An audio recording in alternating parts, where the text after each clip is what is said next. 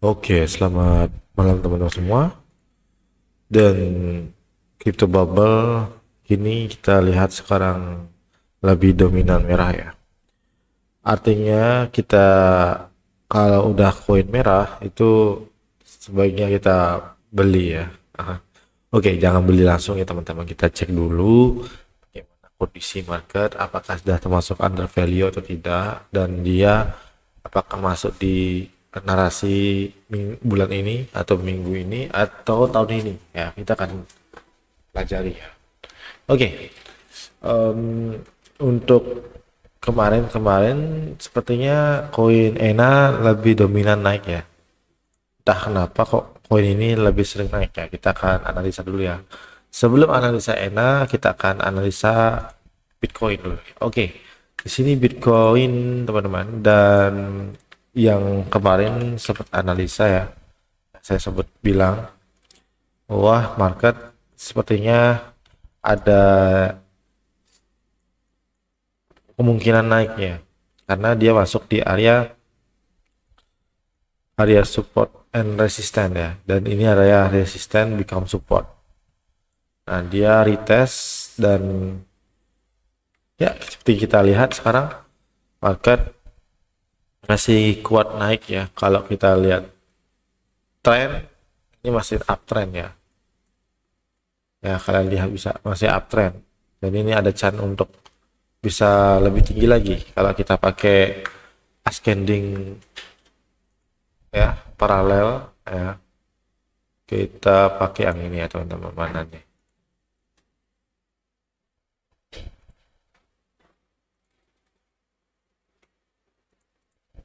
Nah, paralel channel ya teman-teman. Kita tarik dari sini. Oke. Jadi market ada chance untuk ke kurang lebih ya 1129 atau lebih lagi ya. Dan kalau kita tarik tadi ya, yang tadi chat parallel channelnya masuk ke body candlenya kita pakai. Nah, kurang lebih di situ ya teman-teman. Masih ada chance untuk bisa ke 134 atau lebih lagi ya, tapi kita nggak usah terlalu tinggi-tinggi dulu, cukup di 123 dulu ya teman-teman. 123 di break untuk Bitcoin. Oke. Dan karena kita tahu Bitcoin ada kemungkinan naik, BTC dominan bagaimana teman-teman? Nah, di sini BTC dominan ya turun teman-teman. Nah, ini adalah menandakan bahwa market sudah potensi naik ya. Kalau BTC dominan turun, itu altcoin kencang teman-teman naiknya. Nah, dan kalau kita lihat di weekly ya, oh ya di sini BTC dominan sudah ambil area fair value gap ya, dan apakah dia ada reaksi untuk naik ke atas? Nah, ini pertanyaannya sangat berat ya, tapi kita analisa dulu ya. Kalau tren ini sebenarnya udah naik tinggi ya teman-teman untuk BTC dominan, tinggal lihat nggak tahu kapan terjunnya seperti yang sebelah kiri ini ya. Kita nunggu momennya seperti itu ya, kita nggak tahu kapan, tapi ini ada potensi ya. Menurut saya sih potensinya di sekitar tahun ini ya. Nah, begitu kalau saya lihat kalender yang banyak dibahas ya, kalian tahu kan kalender yang gimana perputaran uang itu bekerja. Maksudnya dalam arti di sini saya akan cek ya kalender stok ya.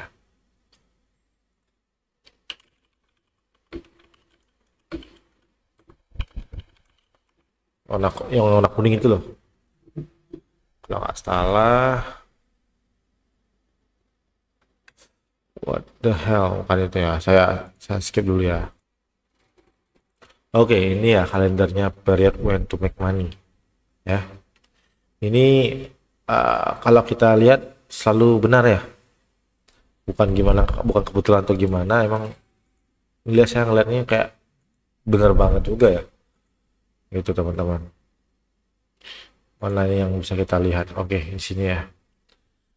Nah, di sini kalian lihat dari ini 1927, 1945, 65, 1981. Ini kita terus ini lebih lebih jelas ya. Ini lebih jelas gambarnya.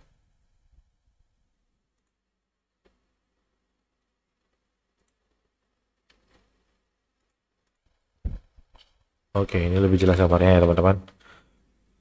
Nah, yang terakhir ini adalah 2019, 1999 itu krisis moneter ya. Kalian tahu kan, di tahun 1999 itu rupiah itu sampai inflasi besar ya.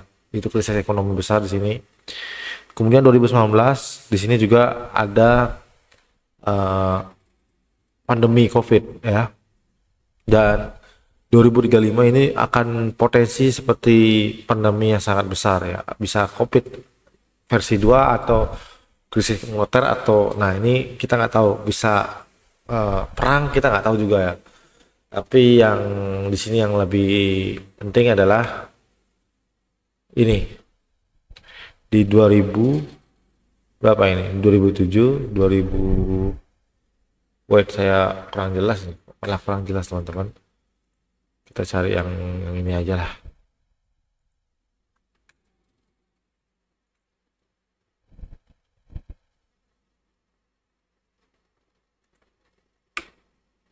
Nah, ini lebih jelas ya teman-teman. Nah, kalian lihat 2016 ya. Itu ada apa di 2016? Kita bisa cek Bitcoin di 2016, kemudian kita bandingkan dengan 2026. Kita lihat itu apa, ada gerangan apa.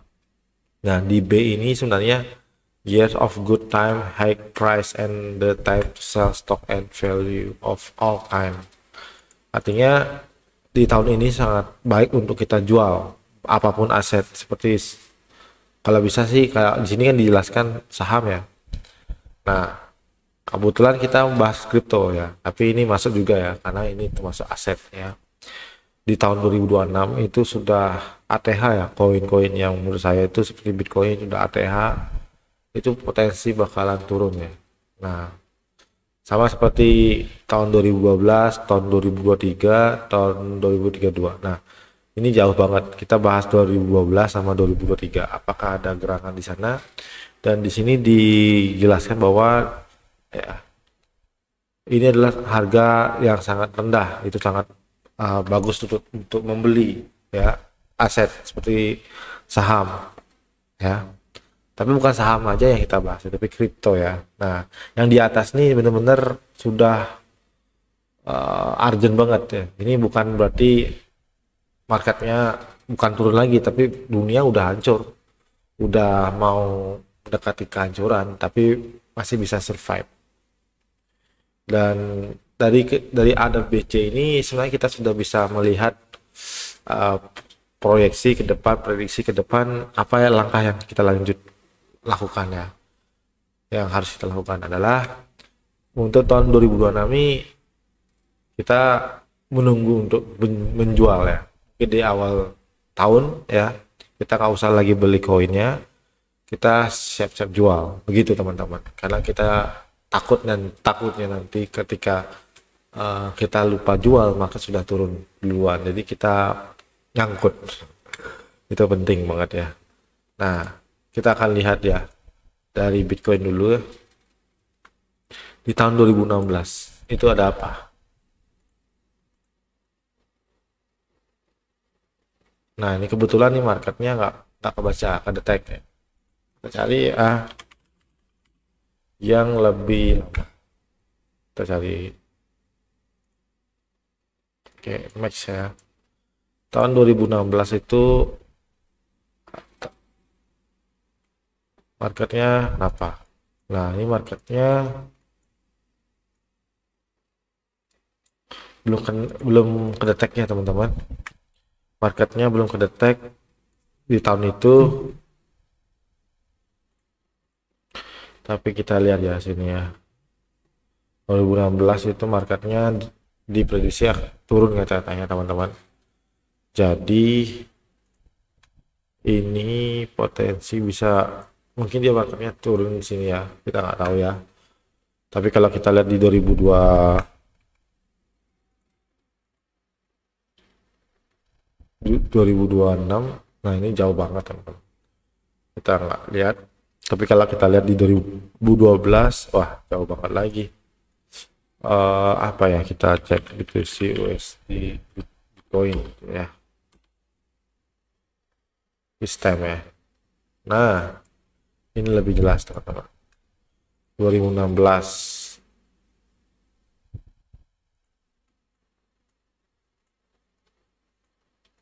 Nah 2016 ini marketnya ya kurang lebih dia sempat turun ya, drawdown mungkin. Nah di sini kalian lihat di sini teman-teman, ya turunnya 40% itu sangat besar banget teman-teman. Setelah itu marketnya langsung naik. Jadi kesimpulannya di sini adalah di awal awal tahun 2016 ini, di pertengahannya sorry ya, di pertengahannya ini marketnya turun. Setelah itu dia ngepam kemudian buat desi 2012 2023.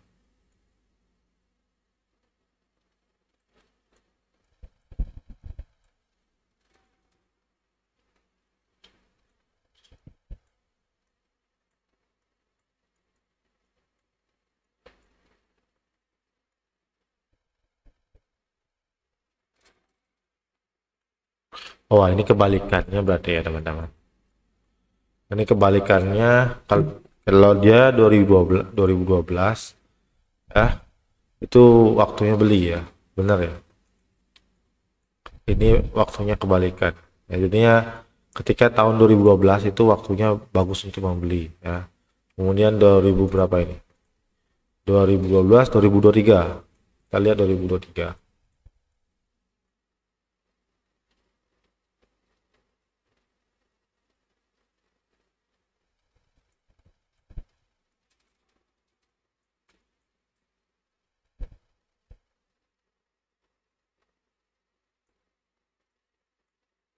Nah ini kelihatan teman-teman.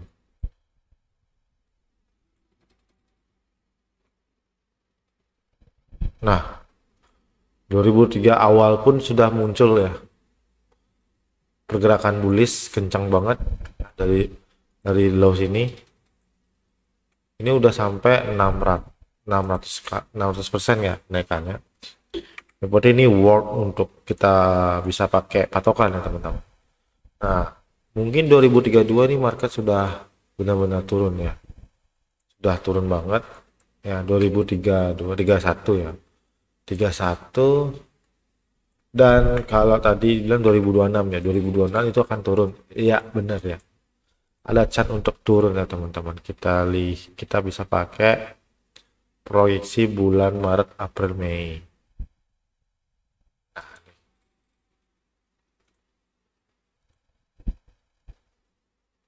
Nah kemungkinan nih market Bitcoin ini bisa aja ke, nah ini sempat, oh ini saya sempat gambar-gambar ya teman-teman, maksud juga ya ke 70. Oh ini sempat analisa ya saya, udah lama ini teman-teman, chartnya ini saya udah gambar-gambar nih. Oh ini saya sempat gambar tapi tidak berhasil ya, ya sempat turun juga tapi nggak apa namanya. Oh ini udah lama ini teman-teman, di tahun berapa ini, tahun lalu ya, 2000 masih 2025 juga. Dan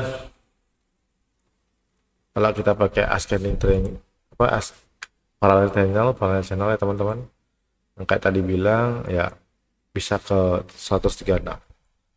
dan 2026 itu market sudah sebaiknya kita jual ya, tapi jual jual ketika marketnya udah tinggi banget ya, ya paling enggak ke kalau misalnya 130-an misalnya marketnya di tahun itu, kita tunggu drawdownnya 40% ya, minus 40% ya, saya di 85.000 itu minusnya. Kalau misalnya harganya beneran ke 132 ya, kita cari 40%-an lah. Nah ini bisa aja drop, dan market potensi aja ke area bottom ini balik lagi ya, 81 US dollar di tahun 2026 itu ada potensi. Nah di saat itu juga market bisa nge-push tinggi banget ya, nge-push tinggi banget sampai di mana market market kripto itu hancur di tahun 2035 ya. Nah 32 ini sorry 26 32 ini marketnya waktunya beli juga ya. Nah itu aja sih, terlalu jauh banget ya. Nah kita bahas ENA ya, kita lupa sampai bahas ENA. Nah ENA di sini benar-benar kencang banget teman-teman. Nah yang pertama di sini adalah dia ada continuation pattern ya. Kalau kita lihat ini adalah pola apa ya teman-teman, ascending ya, ascending. Kemudian sini dia ada reaksi dari resistance bootcamp support.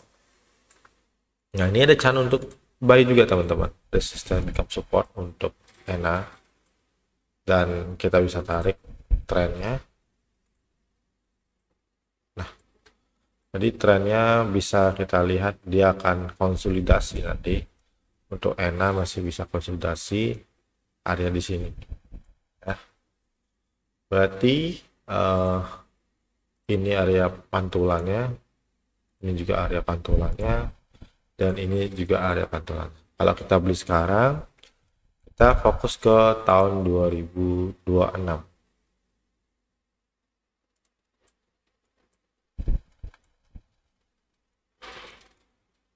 Oke. Sebelah kiri kita lihat juga teman-teman, ternyata sebelah kiri ini bisa pakai patokan ya. Nah target kita sih di area supply-nya, area dekat, nah area resisten ini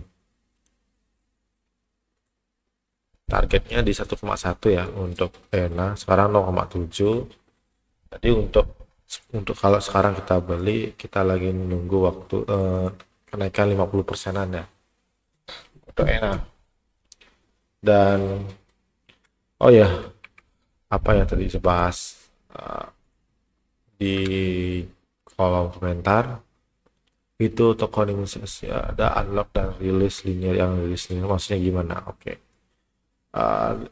Linear itu gini teman-teman, cliff unlock dan today linear rilis, artinya apa perbedaannya?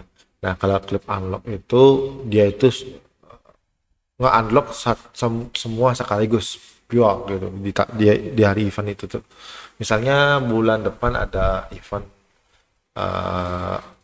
unlock token ya, atau cliff unlock ya.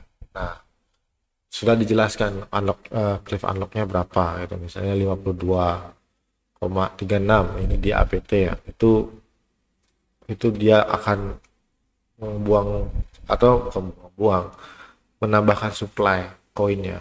Nah itu cliff unlock. Nah kalau misalnya today linear ya, linear itu apa maksudnya?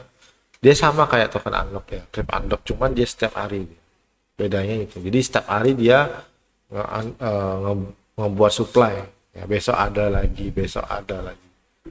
Kalian lihat sini per day kan 13,06 M ya. M itu million ya, atau juta ya. Jadi setiap hari dia ngeluarin segini Solana Trump LD gitu. Jadi bedanya itu di waktunya aja. Jadi waktu yang pertama tuh unlock itu dia nge-supply nge-unlock supply itu sekaligus gitu. Tapi kalau yang linear itu dia bertahap ya, pelan-pelan. Nah, itu perbedaannya. Dan ada pertanyaan lagi kah di sini?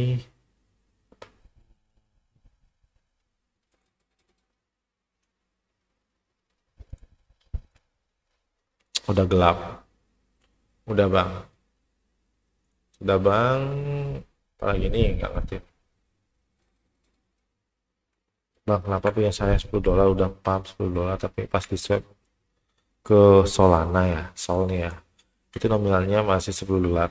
Fee-nya gede nggak? Kita nggak tahu swapnya di gimana. Pas di koin apa? Ya. Yang menyebabkan kita gagal swap itu bukan gagal swap sih, lebih ke exchange mana kita swap gitu loh teman-teman. Juga lihat juga tokennya ya, tokennya atau jaringannya mungkin lagi sibuk ya, itu bisa bikin harga itu kita keuntungannya nggak dapat itu. Misalnya gini, kita beli koin misalnya apa nih, merek nama tokennya misalnya Aqua gitu ya. Nah, atau apa ya, bukan Aqua lah, misalnya apa ya tokennya, token A lah itu misalnya. Nah, di token A ini kita beli di harga 1, kemudian dia harganya naik ke harga 4, berarti kita udah untung 4 kali kan ya, benar kan? Oke, sekarang kita jual koinnya. Nah, ketika kita jual koinnya itu ya, nge-swap maksudnya, kita lihat ada fee-nya kan ya. Nah, kemudian ada fee itu kalian lihat juga jaringan Solananya apakah sibuk. Nah, kalau sibuk banget itu besar-besar biaya fee-nya itu. Jadi itu penyebabnya, kemungkinan seperti itu ya teman-teman ya bang. Dan bang ada grup, ada teman-teman, ada ya, ada, tinggal kalian klik aja di bawah link video saya. Oke, untuk bahas hari ini Ethena ya udah cukup seperti itu ya, agak lama untuk bahas hari ini, jadi hampir 20 menitan lebih ya. Dan sekian video saya, terima kasih dan selamat malam.